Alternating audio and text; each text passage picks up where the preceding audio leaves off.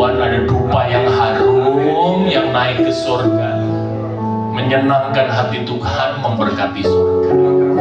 Kami belajar bukan hanya mulut Tuhan, bukan hanya lagu, bukan hanya ritual ibadah. Kami mau belajar mempersembahkan tubuh kami jadi persembahan hidup, kudus dan berkenan kepada Tuhan. Itulah ibadah kami yang sejati. Sehingga ibadah kami nggak terkurung di waktu ini, di tempat ini. Tetapi waktu kami keluar dari pintu ruangan ini, kami tetap beribadah kepada Tuhan. Melalui mulut kami, melalui tingkah laku kami, melalui kinerja kami. Tuhan, inilah kami. Mari Tuhan, oleh sebab itu, nyatakanlah kesalahan kami, perbaikilah kelakuan kami, pimpinlah kami hidup di dalam kebenaran-Mu. Mari Tuhan berfirman, Roh Kudus jamah setiap telinga jadi telinga seorang murid, hati jadi lahan yang baik ditanami kebenaran firman. Firman bertumbuh, berakar kuat, berbuah-buah dalam hidup kami. Mari Tuhan berfirman, bersabda, kami setia untuk mendengarkannya. Di dalam berkat nama Tuhan Yesus, kami berdoa ucap syukur. Umat yang diberkati katakan amin. Beri kemuliaan berian. Silakan duduk Bapak Ibu. Haleluya. Shalom, shalom. Shalom. Yang pertama saya mohon maaf karena terlambat. Gak nyangka karena tadi langsung dari Parung. Jadi lumayan. Parung itu lancar. Tapi kalau udah ada truknya mulai ada yang terganggu, maka ya begitulah kira-kira. Amin. Tapi nggak telat-telat amat. Amin, saudara. Dimaafkan? Dimaafkan. Saya tadi udah di situ udah agak khawatir juga. Di depan sini saya bilang, aduh, saya terlambat nih. Orang depan bilang, nggak apa-apa Pak. Di depan itu, di dalam itu orangnya penuh dengan pengampunan katanya. Haleluya. Nah, mari kita lihat di dalam Mazmur pasal yang ke-90 ayat yang ke-10. Mazmur pasalnya yang ke-90 ayat yang ke-10. Mazmur pasalnya yang ke-90 ayat yang ke-10. Ini saya namakan ayat ini adalah ayat fakta hidup. Ini mengingatkan kita kepada fakta hidup. Saya kalau baca ini ditegur terus sama Tuhan. Ayat ini selalu menjadi sesuatu yang menegur dan mengingatkan saya di dalam saya menjalani kehidupan. Kenapa? Karena kalau kita nggak mengerti ayat ini, hidup kita jadi sia-sia. Yuk kita baca sama-sama. 2, 3. Masa hidup kami apa? 70 tahun. Apa? Dan jika kami kuat 80 tahun. Terusin. Dan kepadanya adalah kesukaran dan penderitaan. Sebab berlalunya buru dan kami melayaninya. kami melayang lenyap. Bapak Ibu yang dikasihi Tuhan, kenapa saya katakan fakta hidup? Ini diingetin fakta hidup yang pertama adalah yang namanya hidup itu terbatas, Pak.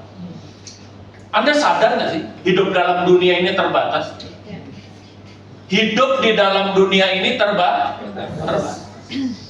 70 tahun, kalau kuat 80 tahun, ada yang 20 tahun udah meninggal, ada yang sampai 100 tahun. Bapak Ibu, mau 100, mau 20, mau 30, mau 70, 80, intinya adalah ada batasnya. Ya. Amin, Bapak Ibu. Amin. Boleh nggak salam kanan kirinya, bilang sama dia, kalau menginginkan dunia batasi. Karena dunia ini ada batasnya. Amin. Loh, kalau Anda nggak ngerti ayat ini, seolah-olah Anda pengen dunia, Anda udah lihat dunia ini begitu permainnya dan seolah-olah Anda hidup selamanya. Enggak ada, Bapak Ibu. Hidup kita terbatas. Itu firman Tuhan. Makanya saya katakan, di hidup yang terbatas ini apa yang kita kerjakan? Ayat berapa di dalam ayat ini yang berikutnya bilang kebanggaannya adalah kesukaran dan penderitaan, terus berlalunya buru. Artinya apa? Ngomong soal hidup bukan soal panjang pendek umur, bukan soal kaya miskin, bukan soal apapun, soal bernilai nggak hidup kita, itu pertanyaan besar. Amin, Bapak. Amin. Lah kalau kita hidup panjang nggak ada nilainya buat apa? Hah? Kita hidup panjang-panjang, kita kaya raya tapi nggak ada nilainya buat apa? Amin, saudara. Nggak ada gunanya. Ya. Itu sebetulnya pertanyaan, dan itu yang selalu saya tanyakan dalam hidup saya. Sudahkah saya ini hidup berguna buat Tuhan dan buat sesamaku? Makanya saya mengerjakan apa yang saya kerjakan hari ini. Gitu. Bapak Ibu. Kenapa? Karena hidup ini sejatinya masalah bernilai atau tidak. Terbatas.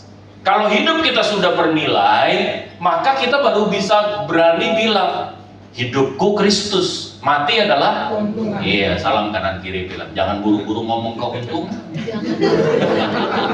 Hidup Kristus nggak? Haleluya. Amin. Loh, syaratnya hidup Kristus. Artinya apa? Hidup menjalankan bernilai sesuai dengan rencana Yesus Kristus Tuhan.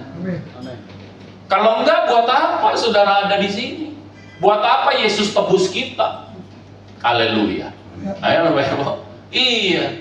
Makanya hidup saya cuma satu aja. Saya nggak pengen kaya raya. Kenapa? Karena soal kaya atau miskin itu soal kepercayaan kok. Itu soal talenta. Sesuai dengan kesanggupanku, aku akan diberikan talenta yang sesuai dengan itu. Setuju Bapak Ibu? Iya. Itu nggak saya cari. Yang saya cari adalah bernilai bagi Tuhan. Dan untuk bernilai bagi Tuhan itu nggak mudah. Makanya dikatakan kebanggaannya adalah kesukaran dan penderitaan. Jadi, kalau Anda nggak mau menderita, jangan pelayanan. Anda mau pelayanan, siaplah menderita. Oh iya. Iya? Nggak percaya. Siap. Kalau nggak siap, jangan pelayanan. Pelayanan itu bukan komplimen. Yang kita dapat apa? Sacrifice, itu yang namanya pelayanan. Pengorbanan, itu yang namanya pelayanan. Amin, saudara? Maka kebanggaannya harus kesukaran dan penderitaan, baru hidupmu akan bernilai. Tanpa engkau mau seperti itu. Kenapa? Coba kita lihat di dalam Lukas. Injil sinopsis Lukas pasal yang ke-9 ayat yang ke-23. Dan fakta hidup berikutnya di dalam Mazmur 90 tadi apa? Berlalunya buru-buru. Bu Siska tadi mau berangkat ke sini ngaca, tiba-tiba dia bilang, ternyata aku udah tua ya. Itu sih, cepat sekali, cepat sekali Bapak Ibu. Saya kalau ngaca, udah ada kerut-kerut, udah ada uban. Perasaan SMA baru kemarin. Udah tua aja, salam kanan kiri, buru-buru. Time flies Bapak Ibu, time flies. Iya kan? Anak saya yang sekarang jadi lawyer, perasaan saya baru kemarin saya daftarin sekolah. Makanya kan kadang-kadang saya lupa kalau anak saya ini udah dewasa. Makanya pengennya masih saya klonin, pengennya kan maksudnya ya. Kita kan nggak sadar nih. Saya tuh kalau ngelihat anak-anak saya bilang, cepet sekali sih kalian ini dewasa. Kayaknya papa belum puas gitu. Iya kan? Mulai pacaran lagi. Iya. Haleluya. Ngerti maksud saya Bapak? Berlalunya buru-buru. Makanya waktu itu nggak bisa disimpan. Waktu itu nggak bisa ditahan. Waktu itu hanya bisa dipergunakan. Pastikan pergunakan waktu kita yang sementara ini. Pastikan hidup kita bernilai bagi Tuhan dan bagi sesama kita. Amin Bapak Ibu. Yuk kita baca Lukas pasal yang ke-9. Bagaimana supaya hidup kita bisa bernilai? Lukas 9 ayat yang ke-23 Bapak Ibu. Karena untuk bernilai itu nggak gampang. Yuk kita baca 2, 3. Katanya, kata Yesus kepada mereka semua, apa setiap orang yang mau mengikut aku, ia harus menyangkal dirinya, memikul salibnya setiap hari, dan makanya kebanggaannya kesukaran dan penderitaan. Karena kalau engkau betul-betul mau jadi pengikut Kristus, engkau harus menyangkal diri yang pertama, yang kedua memikul salib, baru ngikut Tuhan. Kau nggak mau sangkal dirimu, jangan ikut Tuhan. Hidup kita nggak akan pernah bernilai. Baru kalau kita sangkal diri, pikul salib, baru kita bisa bilang mati adalah keuntungan. Amin. Iya. Saya dijemput Tuhan hari ini, let's go. Kenapa? I'm ready. Setiap hari saya cuma bilang, Tuhan, biarkan hidupku bernilai buat Tuhan dan buat sesama. Setiap hari saya berdoa sama anak-anak saya. Doa saya selalu sama. Hari ini adalah hari baru. Ada berkat baru bagi kami, itu yang kami percaya. Dan hari ini kami melakukan kehendak-Mu. Kami menyenangkan hati. Hari ini kami harus menjadi kami yang lebih baik dari hari yang sebelumnya. Saya nggak pengen lebih baik dari orang lain. Saya nggak pernah bandingin sama orang lain. Nggak. Saya nggak bisa jadi Pak Birawa nggak bisa jadi saya. Saya nggak pernah bandingkan diri saya dengan beliau. Tapi saya mau jadi orang yang lebih baik dari saya yang kemarin. Supaya tiap hari saya bersyukur. Nah, gimana? Sangkal diri. Nah, ini nggak gampang nih Bapak Ibu. Sangkal diri. Yang paling berat adalah waktu kita mengikut Yesus, kita menyangkal diri kita. Manusia yang menang dengan manusia yang lain itu banyak, tetapi manusia yang menang dengan dirinya sendiri itu tidak banyak. Maka pahlawan yang besar mereka yang menaklukkan beribu-ribu musuh, tetapi pahlawan yang terbesar mereka yang menaklukkan diri mereka sendiri. Amin, saudara. Jadi kalau Anda ngaca itu musuh terbesar saudara, belum iblis Bapak Ibu. Iblis itu nanti. Kalau Anda udah kalah sama yang Anda ngaca itu, nah baru iblis masuk, Pak. Karena yang pertama ikatan itu datangnya dari pilihan kita. Amin, Bapak Ibu. Iya, makanya kalahkan diri dulu, baru engkau bisa mengalahkan yang lain. Sangkal diri. Dan saya hari ini mencatat paling tidak ada 3 area yang kau harus sangkal. Yang pertama, kita lihat di dalam Yohanes pasal 4, ayat yang ke-34. Yohanes pasalnya yang keempat, ayat yang ke-34. Pertanyaan saya sekarang, pertanyaan kita adalah gini, sudahkah saya punya prinsip seperti Yesus dalam hidup? Ayo, kita baca sama-sama, 2, 3, apa katanya? Yesus kepada mereka, makananku adalah melakukan kehendak Dia yang mengutus aku dan menyelesaikan pekerjaan. Loh, gitu. Yang pertama, apa yang harus disangkal? Cita-cita dan obsesi. Saya nggak punya obsesi lain. Kecuali apa? Kecuali aku melakukan kehendak Dia yang mengutus aku dan menyelesaikan. Karena kalau aku nggak lakukan itu, Bapak Ibu, maka iman kita akan jadi percuma. Emang iya Pak? Iya. Coba baca ya, Matius 7, ayat yang ke-22. Matius 7, ayat yang ke-22. Loh, ini saya mau kasih tahu, memang ya keras lah ya, agak pahit-pahit dikit ya, bahasa Manado rica ya, firmannya rica-rica sedikit Bapak Ibu. Kenapa? Karena saya nggak pernah khotbah-khotbah yang berkat nggak usah khotbahin, Tuhan terlalu ingin memberkati kita. Nggak usah berkat, nggak usah dikhotbahin. Kita bicara karakter, kita bicara menyenangkan hati Tuhan. Supaya iblis nggak tipu kita, saudara. Amin. Loh, ini saya mau jujur sama saudara. Yuk, Matius 7 ayat 23, 22. Ini Tuhan Yesus yang ngomong loh. Ya kita baca yuk, 2, 3. Bukan. Ya. Sorry, ayat yang 21 dulu. Apa? Bukan setiap orang yang berseru kepadaku akan masuk dalam, melainkan yang memanggil Dia Tuhan, Tuhan itu siapa? Ini pasti orang Kristen. Ya Pak ya? Ya Pak ya? Tidak setiap orang Kristen masuk dalam kerajaan surga. Bisa nggak saya ganti begitu? Bisa nggak Bapak Ibu? Hah? Bisa? Lu bisa. Bukan setiap orang, karena nggak mungkin manggil Yesus Tuhan kalau bukan orang Kristen. Kalau bukan orang yang di gereja. Iya kan? Kalau bukan orang yang ada di persekutuan doa birawa. Hah? Iya kan? Tetapi bukan mereka yang memanggil Yesus itu Tuhan akan masuk dalam kerajaan surga. Mohon maaf. Bukan setiap orang Kristen yang masuk dalam kerajaan surga. Siapa yang mereka yang masuk kerajaan surga? Firman Tuhan bilang apa? Mereka yang melakukan kehendak Bapakku yang di surga. Haleluya. Amin Bapak Ibu. Jadi pastikan engkau melakukan kehendak Dia. Pastikan engkau menjadi pengikut Dia. Caranya gimana? Sangkal diri. Apa yang mesti disangkal Pak? Obsesi. Letakkan obsesi kita di bawah daripada kehendak Tuhan. Anak saya lulus SMA. Dia bilang ini, Dad, what I have to be? I don't know. Hah? Kok don't know? Kok nggak tahu? Aku mesti jadi apa? Kan lu bapaknya. Ya, Dedi nggak tahu. Karena papa nggak punya obsesi sama kamu. Papa nggak punya cita-cita sama kamu. Papa hanya menyediakan yang terbaik. Kamu jadi seperti yang Tuhan mau, bukan yang papa mau. Karena you are not belong to me, you belong to your father. Amin, saudara? Amin. Iya dong. Saya nggak pernah mau, Bapak Ibu. Saya bilang, jadi seperti itu. Jadi gimana? Aku mesti gimana? Kamu doa, kamu puasa. Ini anak saya nih. Semua, saya berkata iya di atas iya. Kamu doa, kamu puasa, kamu tanya sama Tuhan.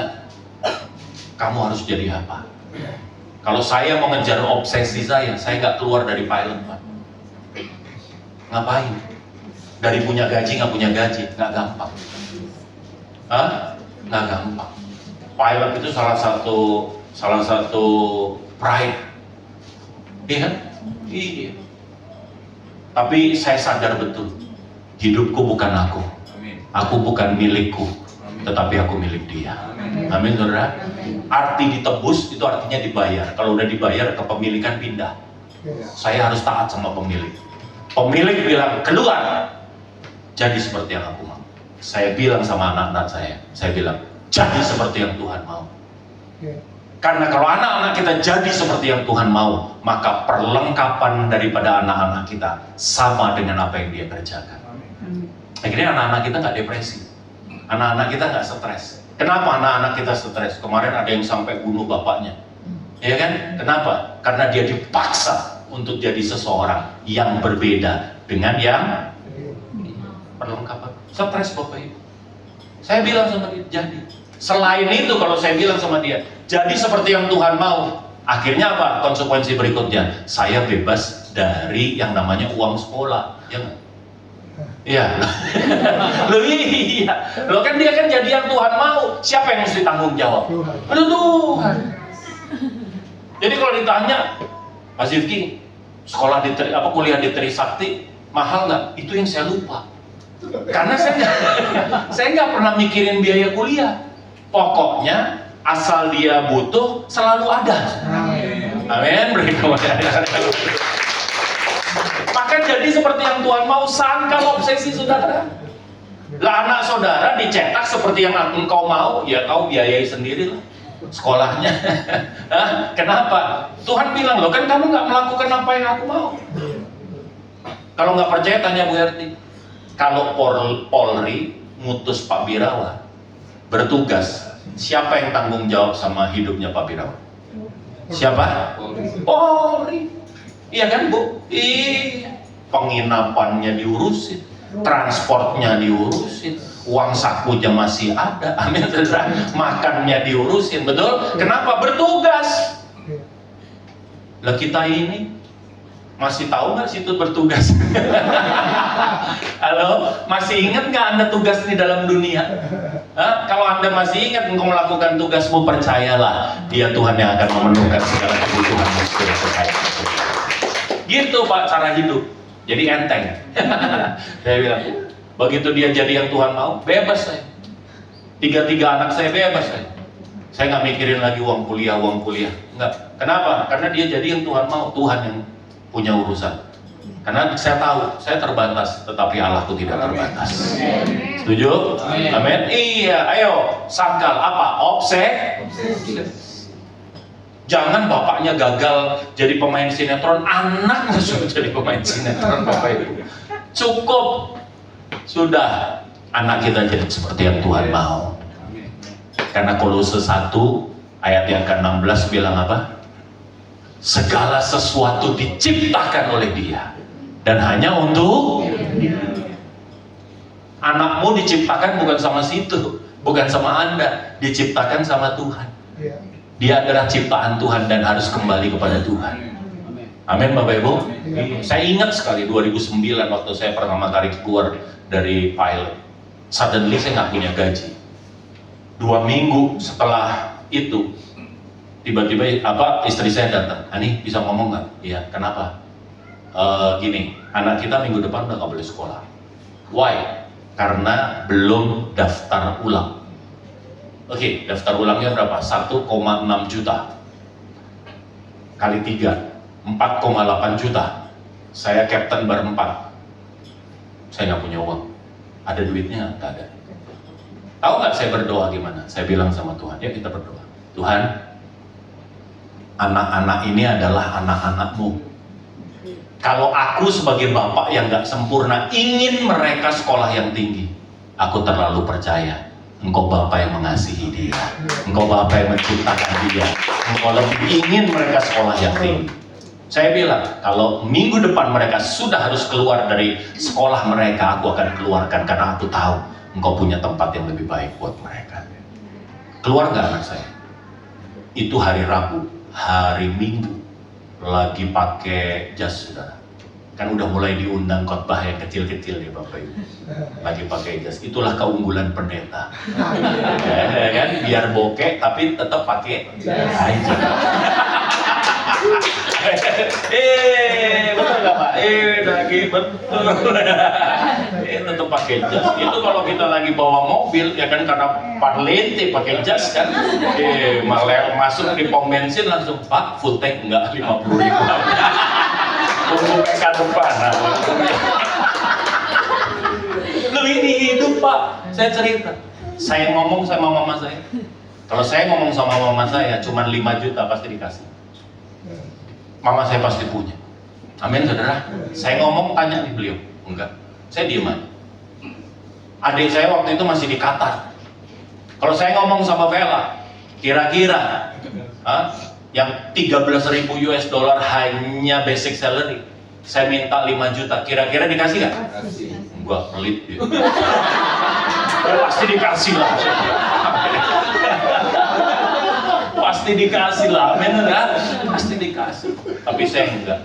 Kalau saya minta sama manusia, kapan saya punya pengalaman dengan Tuhan?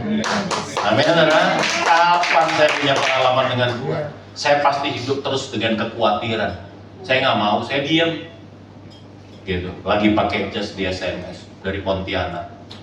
Shalom dek, saya diutus Roh Kudus untuk kasih sama Anda 5 juta. Ini orang nggak tahu kabar selebriti, Bapak Ibu. Dari Pontianak tiba-tiba, 5 juta. Saya langsung jawab, amin. Saya nggak banyak tanya. Saya takut dia berubah pikiran.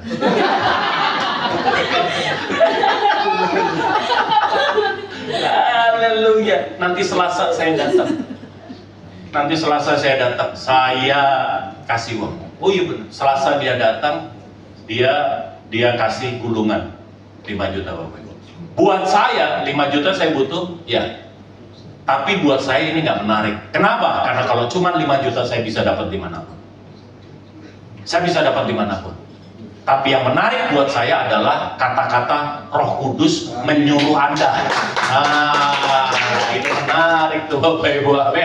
Iya loh, ini dokter spesialis tulang, bukan dukun, bukan. Ini bukan pendeta yang biasa ini. Belum lagi si dokter ini itu gerejanya di gereja Protestan, bukan di karismatik. Kalau orang karismatik, aku dengar suara Tuhan biasa. Ya kan? Coba kau ngomong sama teman-teman di GPIB. Aku dengar suara Tuhan. Emang Tuhan ngomong? Gitu sudah. Benar nggak? Nggak saudara, ini orang Protestan saudara. Gitu. Saya tanya, Mas gimana? Jadi aku lagi di gereja. Terus, iya pas lagi aku dengerin sebelum ibadah mulai, itu tiba-tiba apa? Wajah Anda muncul. Kok saya jadi ingat Zifki ya? Kenapa ya? Gitu. Habis wajah Anda muncul 2-3 kali katanya, habis itu muncul 5 juta. Ini saya berkata iya di atas iya. Anda boleh konfirmasi. Oh ya? Iya 5 juta. Zifki 5 juta murah amat. Bener nih Bapak Ibu. 5 juta. Terus saya bilang, saya tanya sama Tuhan katanya, apa nih maksudnya Tuhan? Terus ada suara sepertinya dalam hatinya, kasih sama dia 5 juta. Oh ya, oke Tuhan, saya akan kasih. Tapi Anda tuh masih muncul, 5 juta masih muncul, sampai saya kirim SMS ke Anda. Itu di tahun 2009, sampai saya kirim. mungkin Tuhan takut saya berubah pikiran, maka saya kirim SMS yang pagi itu. Emang kenapa sih katanya? Gak apa-apa, dia ini nggak tahu kalau saya udah full time. Yang dia tahu saya pilot. Masuk akal nggak ngasih pilot 5 juta? Nggak masuk akal. Tapi kalau Roh Kudus sudah bicara, 1000 tangan aturan cara Tuhan untuk menolong kita. Amin. Jangan santai aja. Amin Bapak Ibu. Itulah hidup saya awal-awal dulu. 5 juta, 4.800.000 saya bayar, anak saya terus sekolah, yang 200 saya buat nyambung hidup. Dari punya gaji ratusan juta, tiba-tiba saya tinggalkan, begitulah cara saya sampai hari ini. Tapi saya mau kasih tahu, Allahmu dan Allah, Dia tidak pernah berhutang atas saya. Amin. Yang pertama, sangkal apa? Obses. Jadi Anda kalau masuk pada tujuannya Tuhan, percayalah hidupmu akan bermanfaat dan berguna. Amin. Anak-anakmu masuk pada tujuannya Tuhan, anak-anakmu akan bermanfaat dan berguna. Pernikahanmu masuk pada rencana-rancangannya Tuhan, engkau akan masuk pada keluarga yang berguna dan bermanfaat. Setuju sama saya, saudara? Amin. Yang kedua, apa yang harus disangkal, Pak? Matius 23, ayat yang ke-11 dan ayat yang ke-12. Matius 23, Bapak. 11 dan 12. Matius 23 ayat 11 sampai 12. Ya, kita baca sama-sama. 2, 3, apa katanya? Barang siapa yang terbesar Di antara kamu, hendaklah apa? Hendaklah apa? Salam kiri kanan depan belakang minimal 4 orang, nggak sampai 4 orang nggak masuk surga. Bilang sama dia, aku adalah pelayanmu.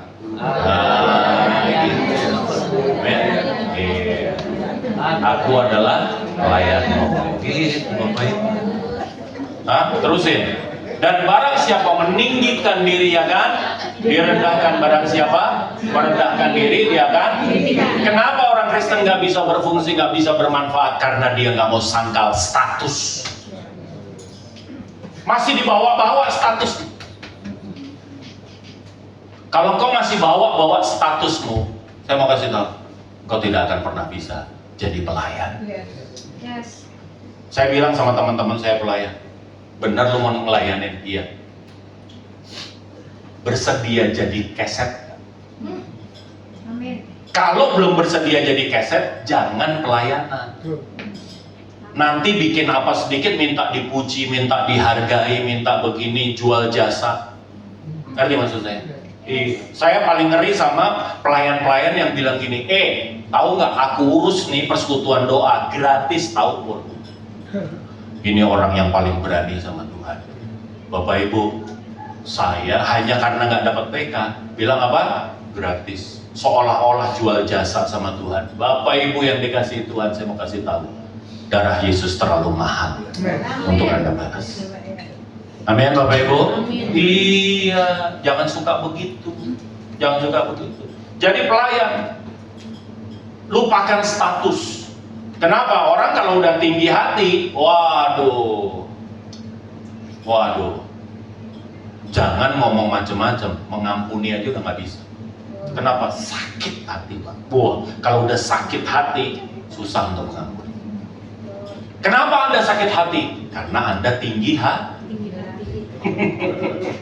Lihat kanan kiri salam. Tinggi hati gampang sakit hati. Jadi kalau tanya, Pak saya rendah hati apa saya rendah hati apa tinggi hati? Ya kalau Anda sering ngomong sakit hati, Anda tinggi hati. Karena orang kalau rendah hati nggak bisa sakit hati, Bapak Ibu. Orang kalau rendah hati, mana bisa sakit hati? Tuhan Yesus satu aja kata nggak pernah diucapkan apa sakit. Kalau sampai sakit hati Tuhan Yesus kelar gitu. Padahal ini Tuhan loh Bapak Ibu. Ini Tuhan loh. Datang ke ciptaannya, mau nebus ciptaannya. Dikasih kasur aja enggak. Cuman disiapin palungan Bapak Ibu. Wah, kalau saya jadi Tuhan Yesus pulang. Cuman begini penyambutannya saya balik. Tapi Tuhan Yesus rendah. Dia cuci lagi kaki murid-murid. Siapa nih murid-murid ini? Ini adalah manusia-manusia yang dia ciptakan. Manusia-manusia yang ludahin dia. Manusia-manusia yang nyiksa dia. Itu adalah manusia-manusia yang diciptakan oleh Dia. Amin. Tapi nggak ada tuh Tuhan Yesus sakit hati, itu yang diajarin sama kita. Lupain status kita. Lupakan status kita. Sangkal status kita. Kalau di depan Tuhan itu, kalau kita mau berguna apa? Aku bukan siapa-siapa. Kalaupun aku mempersembahkan sesuatu semua dari Tuhan, dan aku hanya menjadi salurannya. Amin, saudara?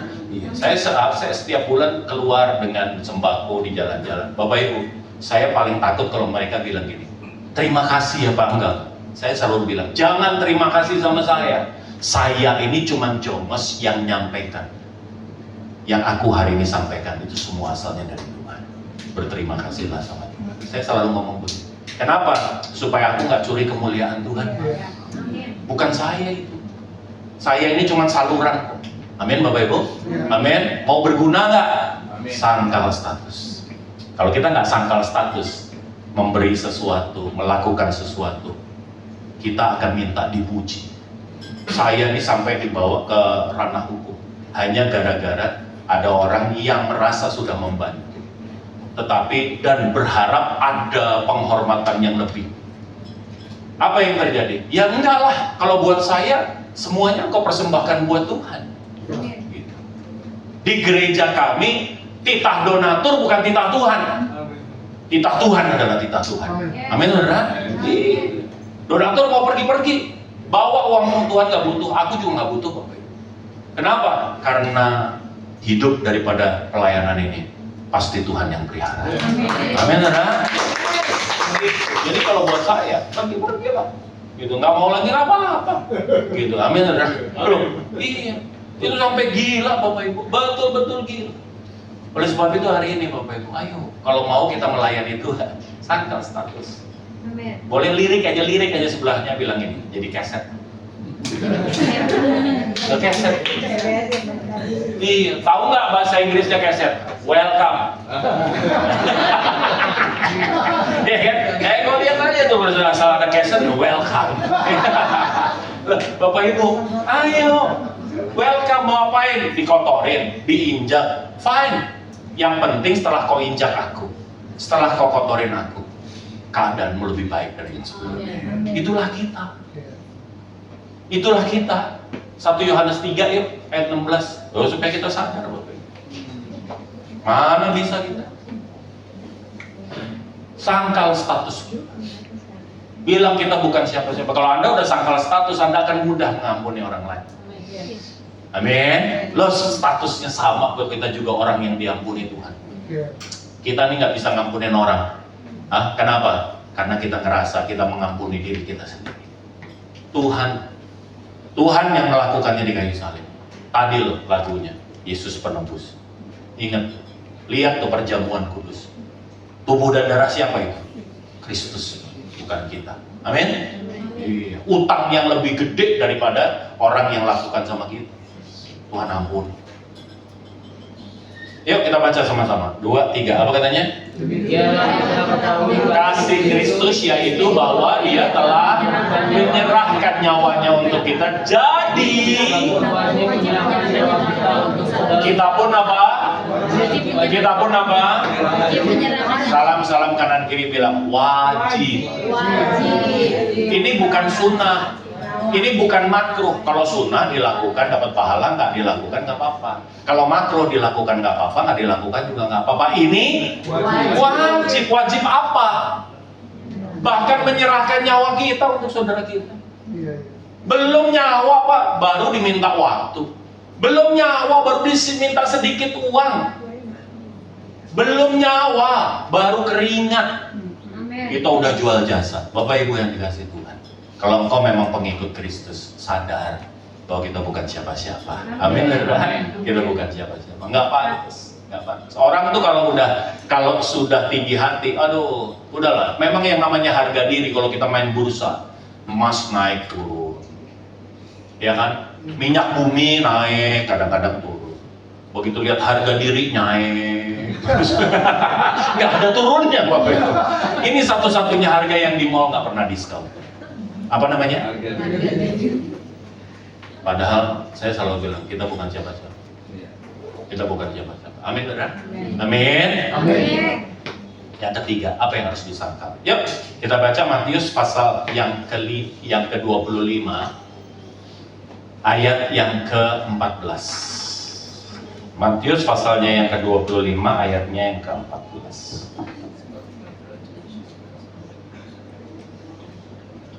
Udah ketemu? 14-15. Kita baca sama-sama. 2, 3. Sebab hal kerajaan sorga sama seperti seorang yang mau berpergian ke dan memanggil hamba-hambanya dan mempercayakan. Stop. Ini harta siapa? Harta Tuhan. Dipercayakan kepada siapa? Hamba-hambanya. Artinya itu punyanya hambanya atau punya tuannya? Gitu. Amin. Iya. Terusin. Yang seorang diberi 5. Yang seorang lagi 2. Yang seorang lain lagi 1, masing-masing menurut kesanggupannya. Lalu jadi saya bilang, Anda hari ini seberapa kaya itu tergantung kesanggupan kita. Tapi yang saya mau ingatkan adalah sangkal kepemilikan. Anda tidak pernah dikasih mandat untuk jadi pemilik. Amin. Amin, saudara. Amin. Loh, kita ini nggak punya apa-apa. Mau sertifikatnya mama saya ini hak milik, tetap aja bukan punya dia. Mau rumah saya, ruko saya itu hak milik, tetap saja bukan punya saya. Emang iya Pak? Iya kan udah hak milik. Iya. Masa sih Pak? Iya, tunggu aja kita merem. Begitu kita ngomit, ya kan? Ngomongin. Nah, begitu ngomongin, masih punya kita? Bukan. Dibalik nama. Masih bisa ngatur Anda itu mau dibalikin sama siapa. Forget it. Amin, saudara. Kita nggak punya apa-apa. Tapi selama itu ada di tangan kita, ingat itu talenta. Yang satu kali nanti engkau harus pertanggungjawabkan. Saya senang sekali nih. Ini nanti kalau Bu Birawa, Pak Birawa ketemu sama Tuhan Yesus, dia tanya, berapa rumah yang aku percayakan sama kamu? Oh, luasnya berapa Bu? Ini. Iya, 284 meter. Ayo pertanggungjawabkan. Oh, ini rumah untuk persekutuan Tuhan. Orang-orang ada di sini Tuhan. Orang-orang memuji Engkau Tuhan. Orang-orang dibentuk, orang-orang diajar. Sanggup mempertanggungjawabkan. Kenapa orang takut mati? Belum siap. Untuk mempertanggung. Kalau udah siap mah santai. Iya. Amin, saudara? Iya. Bapak Ibu yang dikasihi Tuhan, ayo gimana caranya? Sangkal kepemilikan. Mandatmu dan mandatku hanya pengelola. Ini adalah punyanya dia yang dipercayakan sama kita supaya berbuah, supaya berfungsi, supaya bermanfaat ada di tangan kita. Apapun itu, jabatankah, hartakah, propertikah, termasuk ini nafas hidup nih, talenta Bapak Ibu. Anda nanti ketemu Tuhan Yesus, percaya sama saya, Tuhan Yesus nggak tanya, kau gereja di mana? Nggak tanya, saudara. Hah? GBI Pak? Nggak tanya, saudara. Kau ibadahnya gimana? Yang angkat-angkat tangan tepok-tepok, apa yang diem-diem aja? Nggak ditanya juga. Nggak ditanya juga, gembalamu siapa? Nggak ditanya juga. Nggak ada hubungannya. Setuju sama saya? Nggak usah digede-gedein ya kayak begitu. Yang ditanya cuma satu, apa talenta yang kuberikan kepada? Umur berapa umur? 84 Tuhan katanya. Iya, oke. Ceritain 84 buat apa? Apa yang kau lakukan di 84 tahun umurmu itu? Uang berapa uang? 5 miliar Tuhan. Iya, oke. Ceritain 5 miliar jadi apa? Yang 2 miliar buat tas, meninggal lah kamu. Selesai udah. Ngerti maksud saya? Amin. Matius 25 ayat 19. Yuk, kenapa? Ini bukti bahwa itu bukan punya kita. Hanya titipan, kitanya pengelola. Amin. Nah, kita ini banyak sering bilang bahwa apa yang ada ini milik. Gitu, nggak ada milik kita. Orang mau tipu-tipu lah. Kau mau ambil. Kenapa? Itu bukan punya gue. Lo ambil, kau tanggung jawab sama yang punya. Amin ya? Hei, khusus amin. Kenceng banget amin ya. Itu bedanya Ambon sama Jawa kan. Mama saya amin tapi di dalam amin.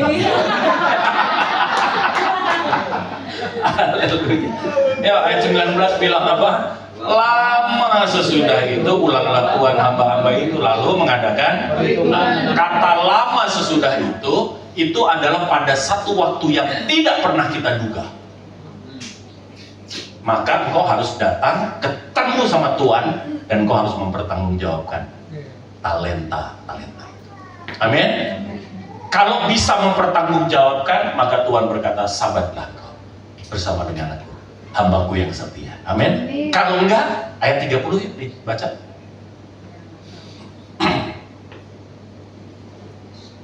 Ya, kita baca 2, 3 apa? Dan cakapkanlah Iya, kalau ada tertaki. Makanya boleh salam kiri kanan depan belakang bilang gini, jangan jadi hamba tak berguna. Salamin, bilang. Jangan jadi hamba tak berguna. Oh, jadi hamba tak berguna, masuk kepada tempat yang gelap, masuk kepada apa? Di tempat di mana ada ratap dan kertak. Amin, saudara. Jangan main-main sama hidup. Hidup ini sebuah kesempatan. Amin. Hidup ini harus dipertanggungjawabkan. Hidup ini yang penting adalah bernilai bagi Tuhan dan bagi sesama. Amin. Oleh sebab itu hari ini Tuhan memberkati kita semua dan saya berdoa keluargamu bermanfaat, hidupmu bermanfaat, segala apa yang ada padamu bermanfaat. Tuhan memberkati kita. Mari kita bangkit berdiri Bapak Ibu. Haleluya. Jangan jadi pemilik. Ada satu rekan kita dengan profesi tukang parkir. Itu jadi contoh lah buat kita. Tukang parkir itu mobilnya banyak, motornya banyak, tapi nggak ada tukang parkir sombong karena dia sadar semuanya hanya iya, bilang sama kanan kirinya, kok jangan kalah lah semua tukang parkir. Aduh, dipindihin kau merasa milik. Hidup ini adalah kesempatan. Oh yes. Hidup ini untuk melayani Tuhan. Jangan sia-siakan waktu yang Tuhan beri. Hidup ini harus jadi berkah. Jadi berkah. Hidup ini adalah kesempatan. Oh, haleluya. Hidup ini untuk melayani Tuhan. Jangan sia-siakan waktu yang Tuhan beri. Hidup ini harus jadi berkah. Bilang sama Tuhan, oh Tuhan, pakailah hidupku selagi aku masih kuat. Bila saatnya nanti ku tak berdaya lagi, hidup ini sudah jadi berkah. Bapak Ibu yang dikasihi Tuhan, kita rubah sedikit teksnya. Jangan bila saatnya nanti kita nggak berdaya. Kita mau waktu ada di dalam dunia kita selalu berdaya. Amin, saudara, kita selalu sehat. Amin, Bapak Ibu. Iya, kita jaga sedemikian rupa. Kita ganti ya. Bila saatnya nanti Tuhan datang kembali, hidup ini oh Tuhan, pakailah hidupku, yes, selagi masih kuat. Bila saatnya Tuhan datang kembali, Tuhan datang kembali, hidup ini sudah jadi berkah. oh Tuhan, Oh Tuhan, kalau ini doamu, angkat doamu di hadapan Tuhan. Kalau ini doamu, angkat doamu di hadapan Tuhan. Bapak pakai tangan-tangan yang terasa, baik berkata ini Tuhan, aku pakai aku Tuhan. bila saatnya nanti Tuhan datang kembali, hidup ini sudah jadi berkah. Saatnya, Bila saatnya kami nanti mau mempertanggungjawabkan Tuhan hidup datang kami. kembali, Haleluya. ini sudah jadi berkah. Haleluya. Tuhan, apa meletakkan umat-Mu yang hari ini berdoa, pakailah aku Tuhan. Pakailah aku Tuhan. Kami mau hidup bermanfaat, berguna buat Tuhan. Bahkan sampai titik darah penghabisan kami ada di dalam dunia ini, nggak ada satu waktu pun yang tidak bermanfaat. Hamba berdoa Tuhan, biarlah hari ini firman ini mengajar kami, sehingga keluar dari tempat ini, kemanapun kami melangkah, kami menjadi saluran berkah. Aku serahkan persekutuan ini ke dalam tangan kuat kuasa-Mu. Aku berdoa juga untuk keluarga Pak Birawa, aku serahkan ke dalam tangan kuat kuasa-Mu. Tuhan memberkati. Mungkin beliau hari ini sedang ada dinas, hamba berdoa di dalam nama Yesus, kiranya Tuhan Engkau memberkati juga dia dimanapun berada. Anak-anaknya di mana-mana tempat, hamba berdoa selalu jadi berkat, selalu jadi contoh. Terima kasih Tuhan. Demikian juga dengan keluarga-keluarga kami. Kami serahkan ke dalam tangan kuat kuasa-Mu. Di dalam berkat nama Tuhan Yesus kami berdoa, ucap syukur. Umat yang diberkati katakan amin. Puji Tuhan. Berapa banyak diberkati kebenaran firman Tuhan hari ini, amin. Haleluya, silakan duduk kembali. Terima kasih Pastor Jimki untuk kebenaran firman Tuhan. Kiranya Tuhan memberkati.